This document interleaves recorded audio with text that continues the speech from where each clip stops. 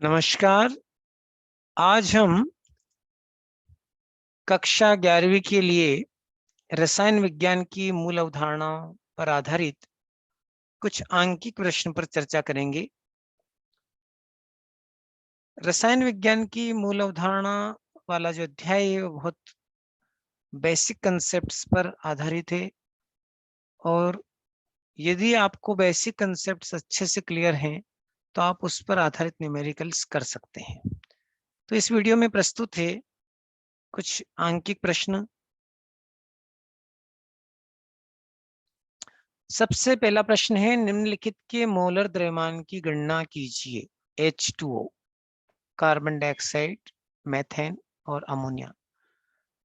तो हम किसी भी यौगिक का मोलर द्रव्यमान किस प्रकार ज्ञात करते हैं? देखिए कि यदि हमको उनके आणविक परमाणुक द्रव्यमान पता हो तो उनको जोड़ करके आप आणविक द्रव्यमान की गणना कर सकते हैं। जैसे H2O, तो यहाँ पर आप देख रहे हैं कि हाइड्रोजन का यहाँ पर जो है अ, एक परमाणु द्रव्यमान होता है, दो परमाणु है इसलिए यहाँ दो, प्लस ऑक्सीजन का 16 परमाणु द्रव्यमान, इनको जोड़ देते हैं तो 18 आता है। तो इस प्रकार हम कह सकते हैं कि H2O का मूलर द्रव्यमान 18 है।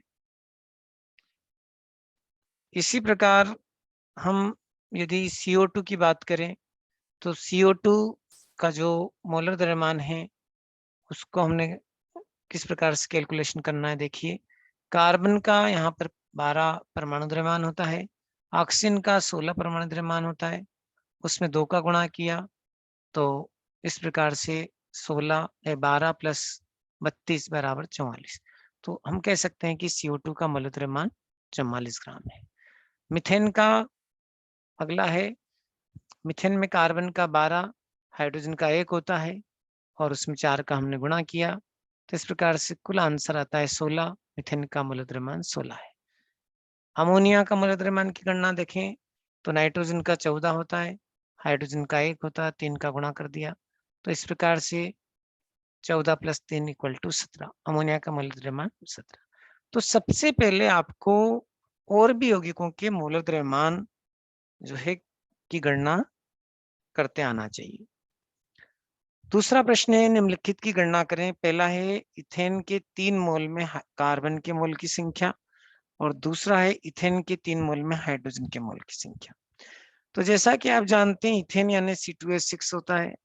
इथेन के 3 मोल में कार्बन के मोल की जब गणना करना है तो C2H6 के 1 मोल में पहले आप ये देखिए कि कार्बन के कितने मोल उपस्थित है। तो यहाँ चूंकि C2 है इसलिए हमने लिखा है यहाँ पर 2 मोल कार्बन उपस्थित है। तो यदि 3 मोल यदि हम एथेन ले लेंगे तो उसमें 3 का गुणा कर देंगे 2 में तो इस प्रकार से आंसर आएगा 6 मोल कार्बन।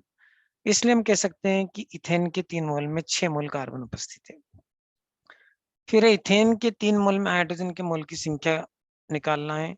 इथेन के 1 मोल में 6 मोल हाइड्रोजन उपस्थित है, इसलिए इथेन के 3 मोल में कितने होंगे? 3 का गुणा किया 18 मोल हाइड्रोजन उपस्थित है।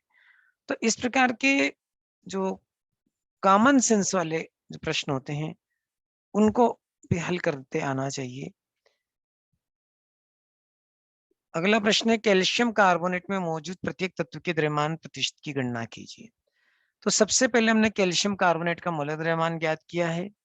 कैल्शियम का परमाणु द्रव्यमान 40, कार्बन का 12 और ऑक्सीजन का 16 होता है। ऑक्सीजन के यहाँ पर 3 परमाणु उपस्थित है तो उसमें 3 का गुणा कर दिया 16 48। इस प्रकार से 40 प्लस 12 प्लस 48 को जोड़ देंगे तो कुल 100 जो है कैल्शियम कार्बोनेट का मूलर द्रव्यमान आता है। द्रव्यमान प्रतिशत बराबर होता है तत्व का द्रव्यमान बटा यौगिक का मूलर द्रव्यमान गुणित 100। अब इस सूत्र से हम प्रत्येक तत्व के द्रव्यमान प्रतिशत की गणना कर सकते हैं। आइए हम सबसे पहले कैल्शियम के द्रव्यमान प्रतिशत की गणना करें। तो कैल्शियम का द्रव्यमान प्रतिशत बराबर कैल्शियम का द्रव्यमान बटा कैल्शियम कार्बोनेट का मोलर द्रव्यमान गुणित 100। तो चूंकि यहाँ पर कैल्शियम का जो मोलर द्रव्यमान है वो 40 है और यौगिक का आपने ज्ञात किया है 100, तो 40 बटा 100 गुणित 100 बराबर 40%। इस प्रकार कार्बन का द्रव्यमान प्रतिशत बराबर 12 बटा 100 गुणित 100, तो ये 12% होगा। ऑक्सीजन का द्रव्यमान प्रतिशत बराबर 48 बटा 100 गुणित 100, तो बराबर 48% होगा। तो हम इस सूत्र को याद रखें कि इस सूत्र की सहायता से हम किसी भी तत्व के द्रव्यमान प्रतिशत की गणना उसके यौगिक में कर सकते हैं।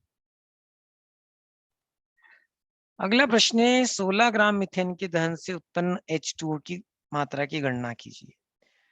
तो मीथेन की यहाँ पर पहले दहन की समीकरण लिखना है। CH4 + 2O2 = CO2 + 2H2O। अब इस अभिक्रिया में हम देख रहे हैं कि 1 मोल मीथेन से 2 मोल जल के बन रहे हैं। ये 1 मोल है यहाँ पर मीथेन और यहाँ पर ये 2 मोल जल बन रहे हैं। और मीथेन के 1 मोल का जो द्रव्यमान है वो 16 ग्राम मीथेन है।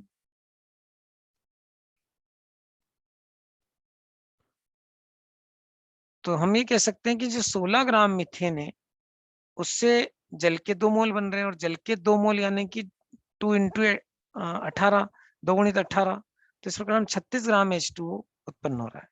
तो आंसर हो जाएगा 16 ग्राम मीथेन से 36 ग्राम जल उत्पन्न होता है।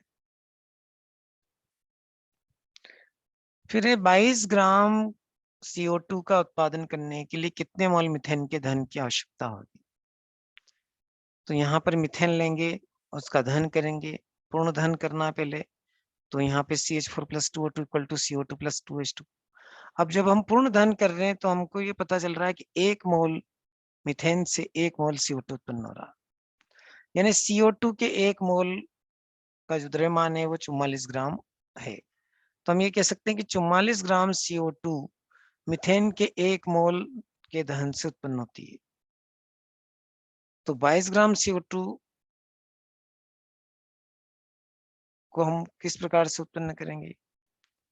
तो यहाँ पर 22 ग्राम CO2 उत्पन्न करने के लिए हमने देखा कि 22/44 यानी कि 0.5 मोल मीथेन की आवश्यकता होगी। इस प्रकार जो है आप गणना कर सकते हैं। तो ये जो प्रश्न है ये समीकरण पर आधारित है।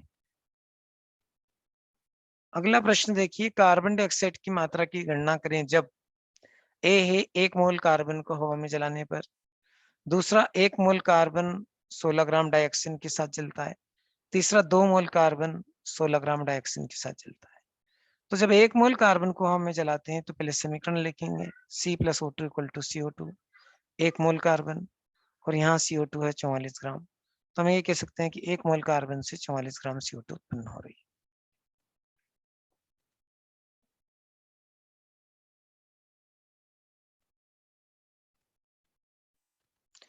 अर्थात 1 मोल कार्बन को जब हवा में जलाते हैं तो 44 ग्राम CO2 उत्पन्न होगी, ये उसका आंसर होगा।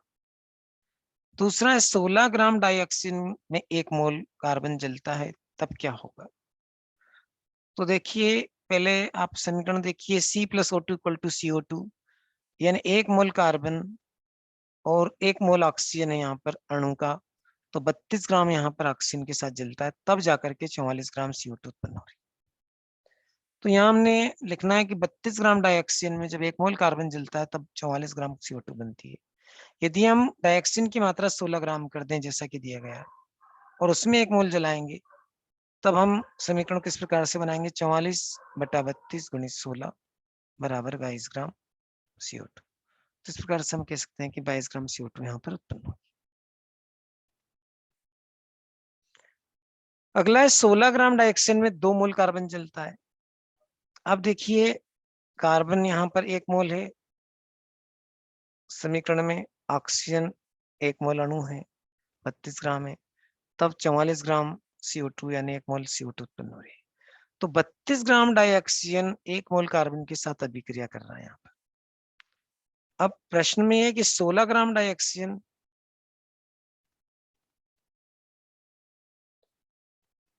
यद्यपि हम यहाँ 2 मोल ले रहे हैं लेकिन वो करेगा कितने से क्रिया? 0.5 मोल कार्बन से ही क्रिया कर सकता है। ठीक है, तो 1 मोल कार्बन के धन से 44 ग्राम CO2 उत्पन्न होती है। तो 16 ग्राम जो डाइऑक्सीजन है वो आधे मोल कार्बन से ही क्रिया करेगी। तो ऐसी स्थिति में 22 ग्राम CO2 का ही उत्पादन होगा। चाहे यहाँ पर 2 मोल कार्बन लिखा है लेकिन क्रिया केवल 0.5 मोल कार्बन क्रिया करेगा क्योंकि वो सीमांत अभिकारक बन जाता है। अगला प्रश्न है 100 ग्राम कॉपर सल्फेट से कितना तांबा प्राप्त किया जा सकता है। तो सबसे पहले हम लिखेंगे 1 मोल CuSO4 बराबर 63.5 कॉपर, 32 सल्फर का, ऑक्सीजन का 16 गुणित 4, यानी 1 मोल कॉपर सल्फेट का जो द्रव्यमान है वो 159.5 ग्राम है। तो 159.5 ग्राम कॉपर सल्फेट में 63.5 ग्राम कॉपर उपस्थित है। तो 100 ग्राम कॉपर सल्फेट में कितना होगा? तो 63.5 बटा 159.5 गुणित 100, आंसर आएगा 39.81 ग्राम। तो हम कह सकते हैं कि 100 ग्राम कॉपर सल्फेट से 39.81 ग्राम कॉपर प्राप्त होगा। तो यहाँ पर आएगा ये कॉपर, ये जो है CO2 गलत दिया है, इसको आप कॉपर करेंगे इसको। फिर निम्नलिखित महत्वपूर्ण आंकड़े को वैज्ञानिक संकेतन में व्यक्त करें।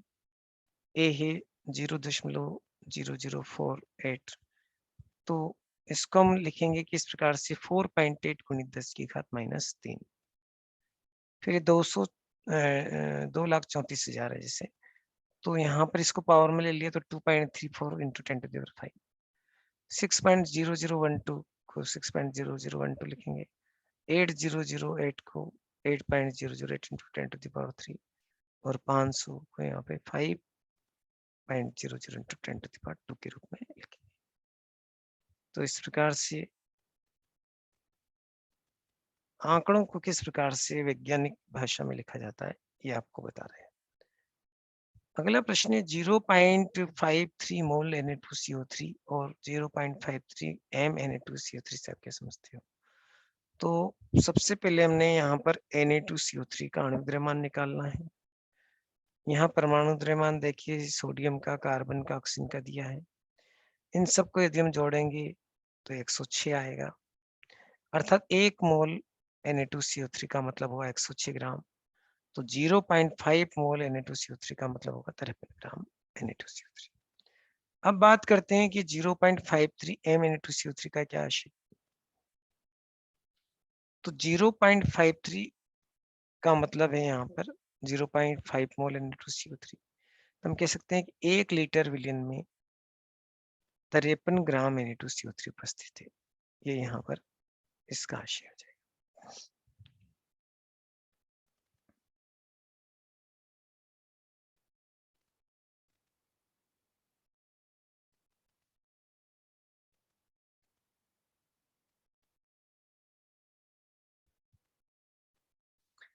फिर एक मूलानुपाती सूत्र का सवाल है। आयरन की एक ऑक्साइड का मूलानुपाती सूत्र निर्धारित करें जिसमें द्रव्यमान के हिसाब से 69.9% आयरन और 30.1% डाइऑक्साइड हो।